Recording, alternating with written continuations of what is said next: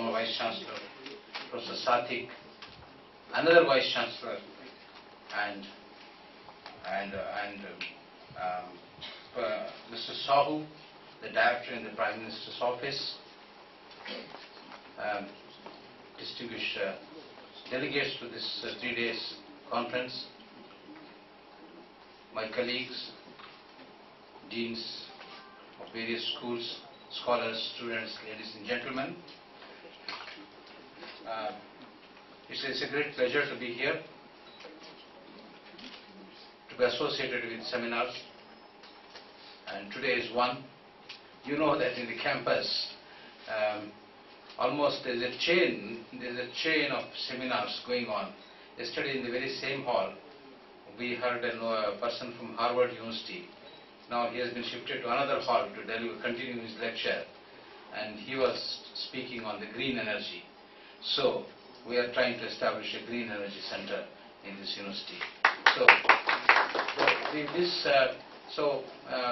The university has got this kind of a vibrant atmosphere, which is giving an enormous opportunity for the students to interact, learn with scholars of eminence from various fields.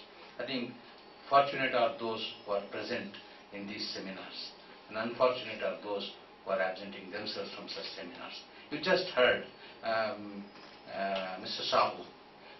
I think this is such a brilliant speech. See how he touched on so many things.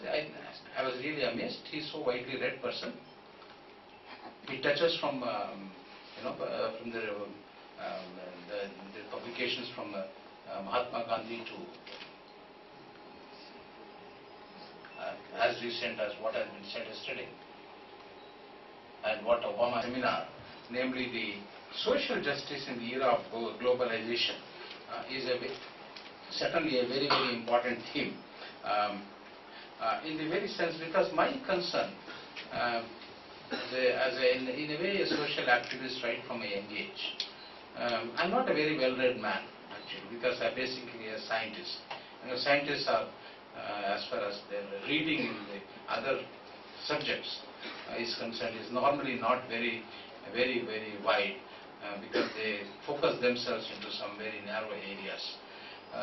But all through my life, I had certain concerns which pertain to social justice. But why did it happen? Why does it come in? Is it just these 2 points I want to talk about, and its relevance, because it's talking of globalization. What is the era of globalization essentially means? Era of globalization essentially means to me, it's an era of materialism.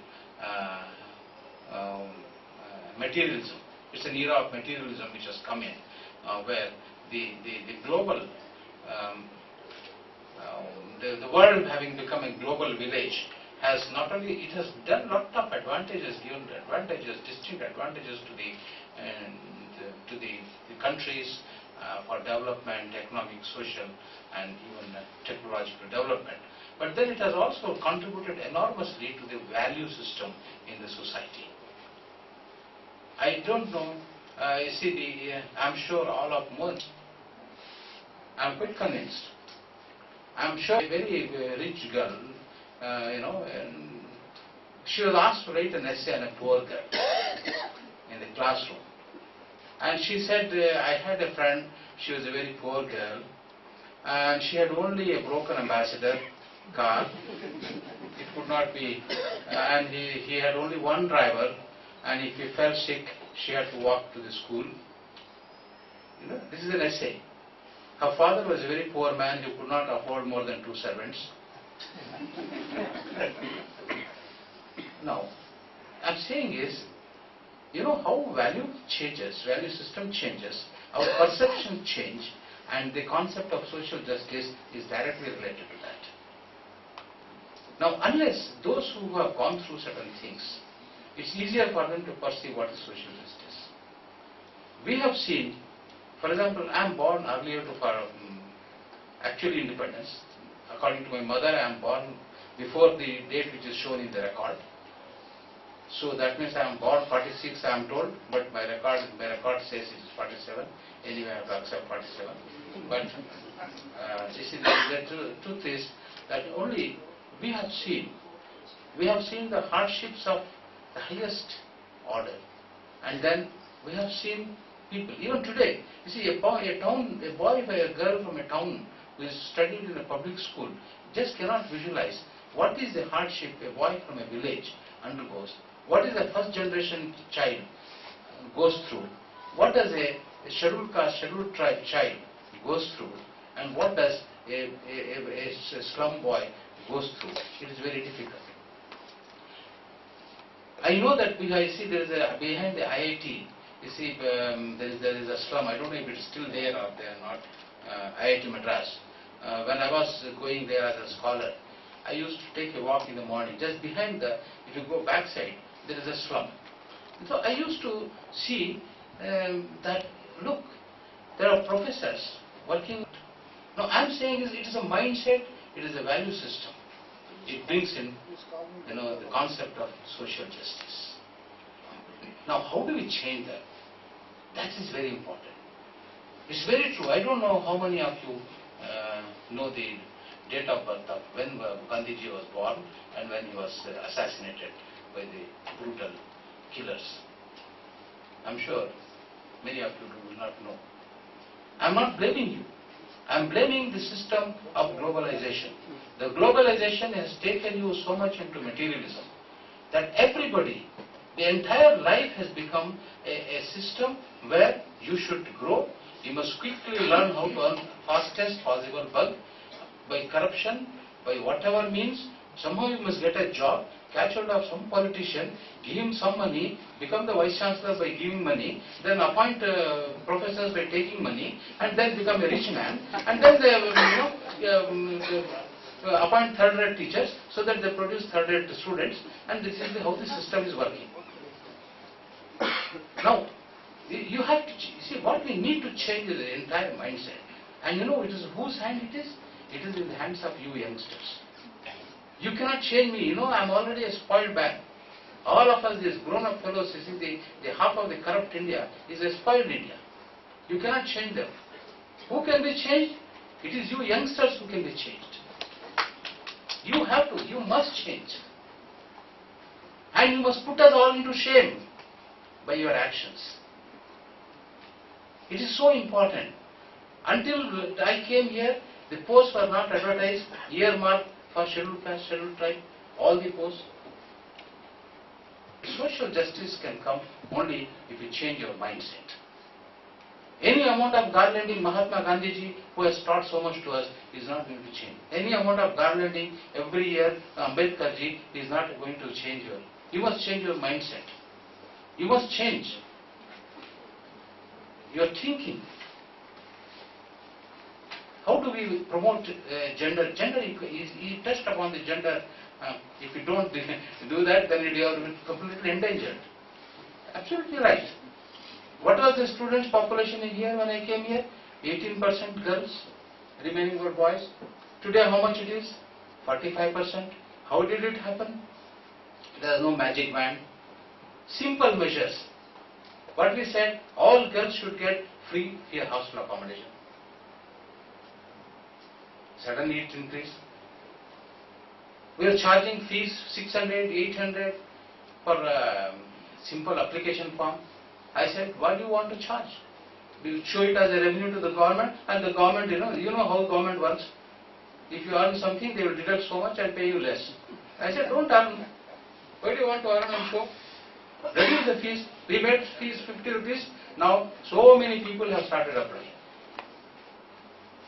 More than half of our population is from, student population is from villages. I think I must tell you this. They are from villages. And 70% of them are from rest of India. And 30% of them are from the local places. These are all the concepts. We wanted to give opportunity to large number of, because it's when I found that more than 50% of the students are from villages, I thought we should support them in terms of their food. We cannot provide them 5-star food. It's not possible to satisfy everybody. Somebody says this is not good, that is not good, all that is fine, everything is bad also, you have to eat and live. But point is, you cannot afford to pay. So therefore I thought somewhere I should find money to pay and subsidize your food. So what we have done from this year, we are paying every month 400 rupees subsidy to the food bill of every student who is staying in the hostel. Now this is one way. This is one way to help. So this is social justice. In the recruitment, somehow or the other, all of us speak well. When it comes to recruitment, when you are recruiting, you always somehow, with the back of the mind, you try to avoid a woman and try to employ a boy. Why that? Why don't we have that bias to employ women? I did the same thing in Kashmir. Out of about 149 or so faculty recruited, I recruited 59 women. It was a big issue in the whole of Kashmir. They all started shouting, this fellow is appointing only women. There is something wrong with this fellow. And be prepared for that here also. Pondicherry. Already about out of 80, I think about 30 of them are women. 85 have been recruited, 30 of them are women. I hope they will keep up that name. They don't work properly. Okay, don't spoil the name of the women. And because we have to give representation. People at the power, at the helm of affairs have to play a fair role. There is always, I will tell you another thing. I have got certain very strong convictions. Government at one point we say we have to promote harmony, love, this and that and so many things, okay? But it says construct a SC/ST hostel. I am dead against that SC/ST hostel. Why should the SC/ST should have a separate hostel? Why can't all of us stay together? Why that scheme itself? I would, if I have the power, I will first abolish that scheme, that everybody should stay together. Put that money also and construct one more hostel, let all of us stay together. At one point we say SC/ST has to separate, another point we say that there should be no discrimination. You see, the Language Studies Center and all the delegates, and I personally thank the two Vice Chancellors and Mr. Sahu, who has been really taking seriously to the coming to the universities. It's very difficult. You know that normally is to get them attracted to the academics is not very common. I'm really so amazed and pleased to see so much of academics in him. That I think we should use his knowledge for regular teaching purposes whenever he feels like. I think I welcome you to the university and anytime, and like stay for a week and you deliver a series of lectures, visiting faculty. And, I think even as a visiting professor, you could be here and spend a week or 2 weeks, 3 weeks, or even come on a sabbatical, spend 6 months or so, teaching the social sciences, depending on your specialization. And because we have a lot of schemes I have launched. Now we have got a scheme called Professors for Inspiration. Oh, that's great. Murthy has been very kind, and we have been getting, and in the similar is that Renu, he has come from Harvard, he is getting another Nobel laureate, and this year we have decided to get at least 10 Nobel laureates to the campus to walk around, talk to you youngsters, and guide research and spend some time, because this is a Silver Jubilee year celebration, and a lot of things are in the offing, and a lot of things are going to come. So enjoy all these things in the campus. Thank you very much. Thanks for listening to me. It is that I'm immensely pleased to inaugurate this seminar, and I wish it a great success.